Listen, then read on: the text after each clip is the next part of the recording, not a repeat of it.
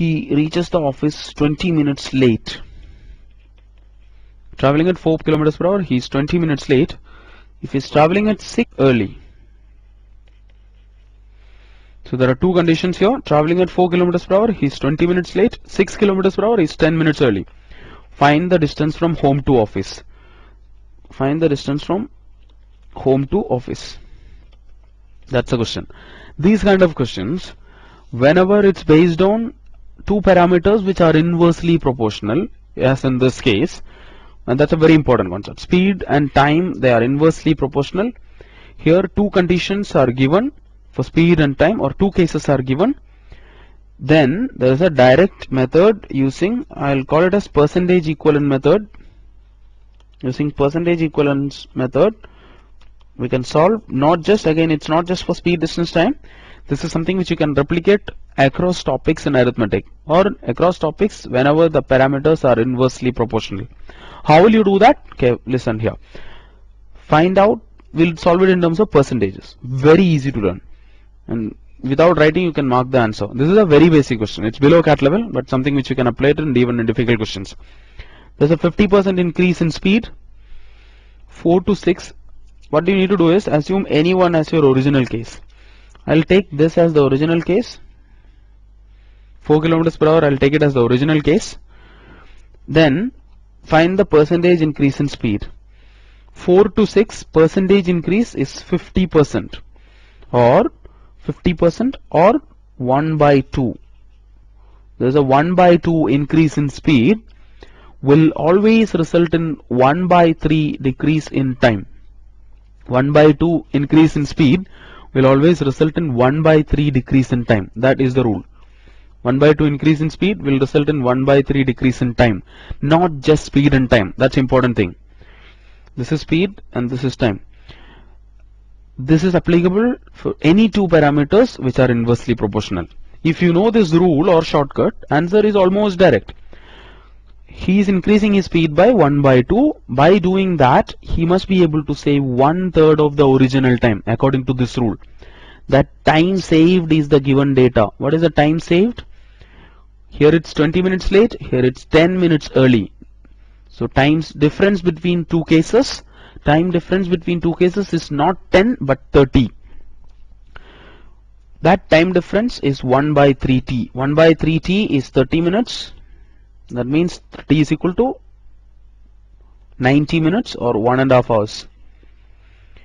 We have the original speed. This is what we assumed as original speed. We got the time also. Corresponding time is 1.5 hours. So 4 into 1.5 will get 6 kilometers. So this is something which you must note it down, and this is, you can replicate it across topics: speed, distance, time, time and work, percentage questions. There are a lot of questions where you can apply this directly to get this is just an unconventional way of solving, but something very easy to understand and easy to use. So first you can note down the solution for this, then we can write the generalized form. I'm assuming this 4 as the repeating. I'm assuming 4 as the original case. There is a 50% increase in speed, which is 1 by 2. 1 by 2 will always result in 1 by 3. If it is 1 by 3 increase, then it will result in 1 by 4 decrease. 1 by 4 will result in 1 by 5. Or in other words, 1 by x increase will result in 1 by x plus 1 decrease in the other parameter if the two are inversely proportional. If you get this, answer is easy because he is increasing the speed by 1 by 2, so he will be able to save 1/3 of the original time. Time saved is the given data. Time saved is the time difference between two cases, 30 minutes. So that's 1/3 of the original time. From that you will get original time as 1.5 hours. Original speed we are assuming it as 4, so distance will be 6. So that is a technique which we will use it a lot of times. Now to get, whenever you are solving questions based on inverse proportionalities. Now how will you write that? 1 by x if A is inversely proportional to B, this is the shortcut, generalized form. If A is inversely proportional to B, then AB will be a constant. AB will be a constant. So any question where a into b is a constant, we can apply this. A into b is a constant. 1 by x increase in a will result in 1 by x plus 1 decrease in the other parameter if the two are inversely proportional. So that if you want the constant to remain the same, so that this constant will remain the same. 1 by x increase in one parameter will result in 1 by x plus 1 decrease in the other parameter if the two parameters, that's important, if the two are inversely proportional.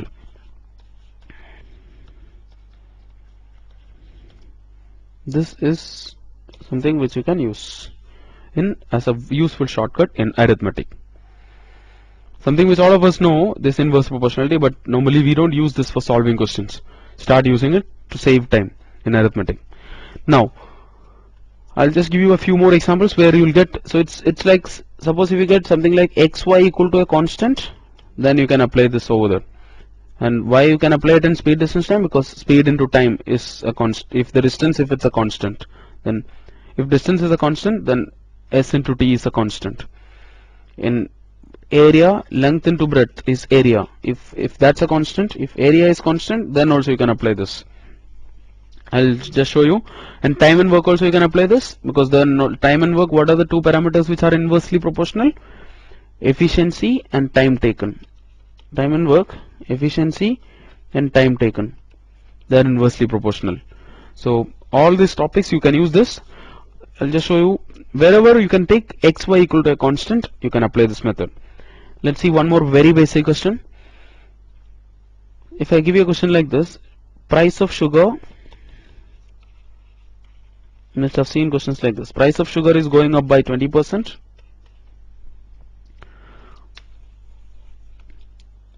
Price into consumption, price into quantity or consumption is expenditure. If price of sugar, if it's going up by 20%, what is the percentage reduction in consumption a family should adopt such that the expenses remains a constant? So the moment you get this as a constant, if you want expenses to remain a constant, once you see this 20%, you can take 1 by 5 and you can take 1 by 6 as the answer. 20% increase in price, and if the expenditure is constant, will result in 1 by 5 increase will result in 1 by 6 decrease. 16.66 is the answer. Direct answers. These are direct answers. 25% increase in price, 25% increase in price, which is 1 by 5, so 1 by 4 will result in 20% decrease in consumption, which is 1 by 5. So 1 by x will result in 1 by x plus 1. You can apply it in one more question will be length into breadth is area. In a question, if you want area to remain a constant, you will get constants like that. If the area is a constant, if length is increasing by 33%,